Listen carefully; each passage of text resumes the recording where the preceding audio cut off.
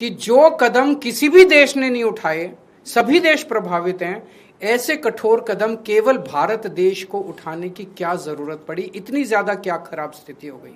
सबसे पहले अगर कुर्बानी देनी चाहिए थी तो देश की सरकार को कुर्बानी देनी चाहिए थी। देश की सरकार अपने खर्चों के ऊपर, अपनी कंज्यूमर जो कंज्यूम करते हैं अपने खर्चों के ऊपर, देश की सरकार सबसे पहले कटौती करती।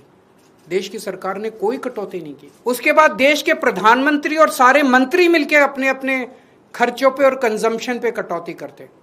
उन्होंने भी कोई कटौती नहीं की। सब खुले घूम रहे हैं, विदेशों में भी जा रहे हैं, गाड़ियां भी खूब इस्तेमाल कर रहे हैं, हवाई जहाज, सब हो रहा है। अडानी जी भी कुछ कुर्बानी करें, और जो देश के अल्ट्रा अरबपति हैं वो भी कुछ करो, उनसे भी कोई अपील नहीं की गई। प्रधानमंत्री जी ने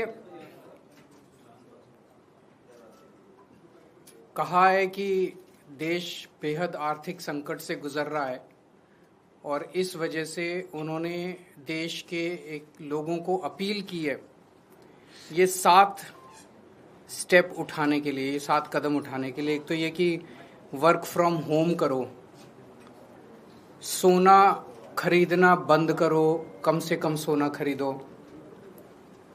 तीसरा, तेल की बचत करो, पेट्रोल डीजल की, पब्लिक ट्रांसपोर्ट इस्तेमाल करो।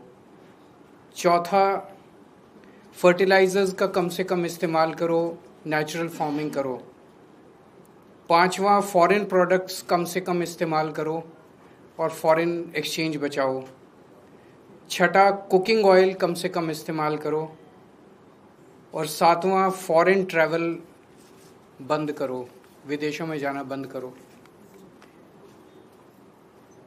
हमारे देश 1950 के बाद से अभी तक ऐसे कई समय आए जब देश अलग अलग संकटों से गुजरा। कभी अलग अलग देशों से युद्ध हुआ, चीन से, पाकिस्तान से, आर्थिक मंदी से भी गुजरा। लेकिन इतने कठोर कदम आज तक कभी किसी प्रधानमंत्री ने देशवासियों को लेने के लिए नहीं कहे। मुझे याद है लाल बहादुर शास्त्री जी ने भी देश के लोगों से अपील की थी, इंदिरा गांधी जी ने भी एक समय सोना ना खरीदने की अपील की थी, अलग अलग अपीलें की थी अलग अलग प्रधान। इतनी कठोर अपील, इतनी सारी 7 इतने बड़े कदम आज तक कभी किसी ने नहीं लिया। पूरा देश इस वक्त सदमे में है।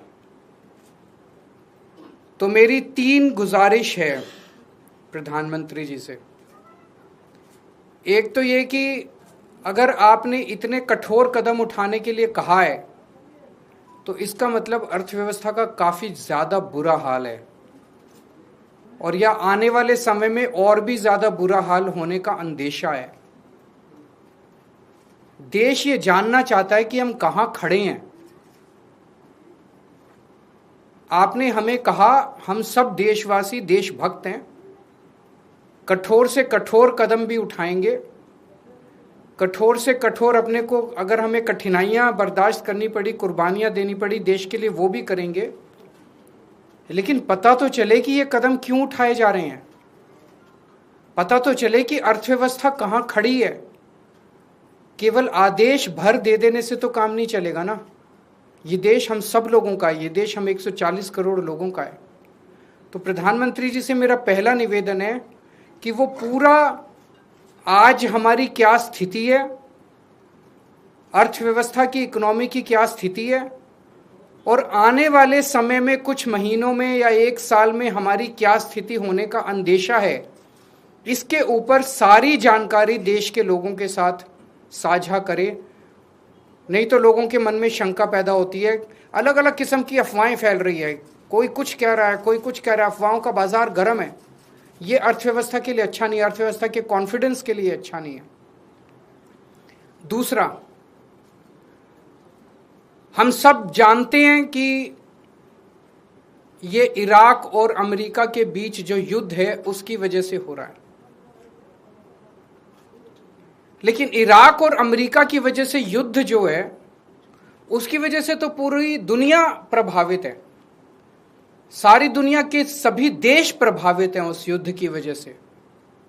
लेकिन किसी भी देश ने, किसी भी देश की सरकार ने इस किस्म के ये 7 कदम उठाने के लिए किसी भी देश की सरकार ने अपने नागरिकों को अपील नहीं की है। एक भी देश नहीं है।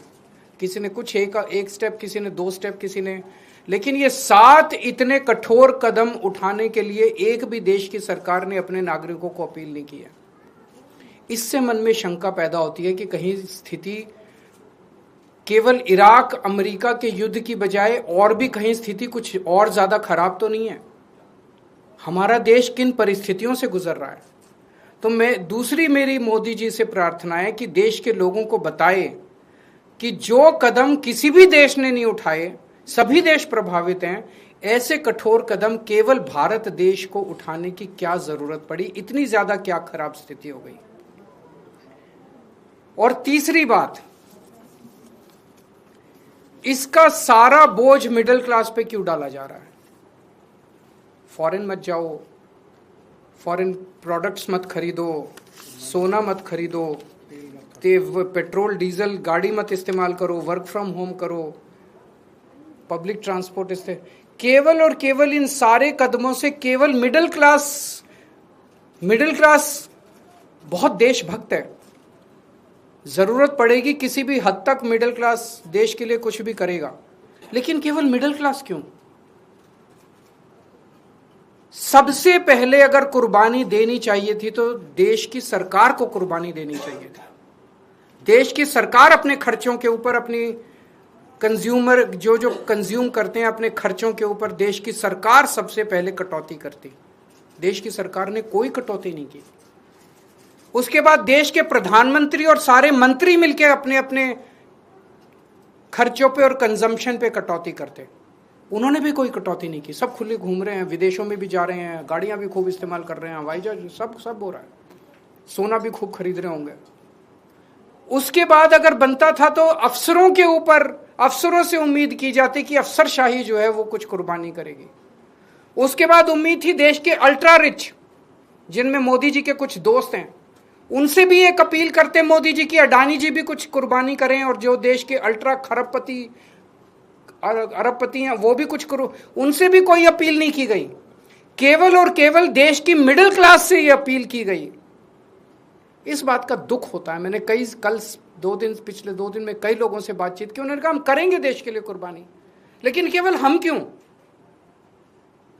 अडानी जी कुर्बानी नहीं करेंगे, मंत्री कुर्बानी नहीं करेंगे, अफसर कुर्बानी नहीं करेंगे, मोदी जी कुर्बानी नहीं करेंगे, देश तो सबका 140 करोड़ लोगों का है, चुन के केवल मिडिल क्लास क्यों। तो हम सब लोग तैयार हैं, जो भी देश के लिए करने की जरूरत है हम सब तैयार हैं, लेकिन चुन के मिडिल क्लास को टारगेट ना किया जाए और देश के साथ सारी इंफॉर्मेशन साझा की जाए।